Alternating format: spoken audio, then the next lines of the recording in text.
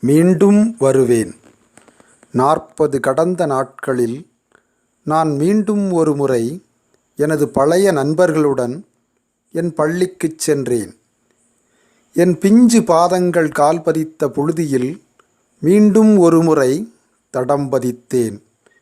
என் இளம் வயது நுரையீரல் சுவாசித்த நட்புக் காற்றை மீண்டும் ஒரு முறை சுவாசித்துப் பார்த்தேன்.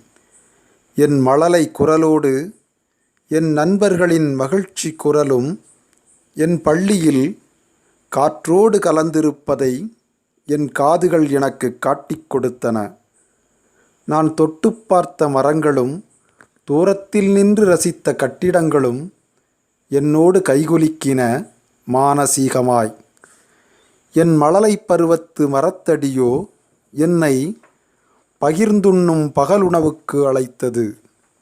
என் இளம் வயதில் என்னைச் சுமந்த இருக்கை பலகைகளையும் என் புத்தகம் சுமந்த சாய்வு மேஜைகளையும் பிரிந்ததன் சோகம் எனக்குள் வேகம். காலை நேரத்தில் நாங்கள் பராமரித்த குட்டித் தோட்டங்களை எட்டிப் பார்த்த நினைவு முட்டித் திரும்பியது காணாமல். ஒவ்வொரு நாளும் எங்களை மகிழ்ச்சியில் ஆழ்த்தும் அந்த மாலை நேரத்து மணியோசை கேட்க இன்றும் ஏங்கியது என் காதுகள். ஒவ்வொரு வெள்ளி மாலை வரும் சோலை கனவுகள் திங்கள் காலை பாலையாகிவிடும் நாட்களையும் என் நினைவுகள் வலம் வந்தன. மீண்டும் ஓர் மாணவப் பருவம் இதே பள்ளியில் வராதா என்றோர் ஏக்கம் என் மனதில்.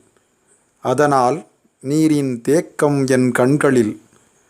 நகராத கால்களை நகர்த்தி விடைபெற முடியாமல் விடைபெற்றேன். மீண்டு வருவேன், மீண்டும் வருவேன் என்ற நம்பிக்கையுடன் என் லட்சுமணகுமார்.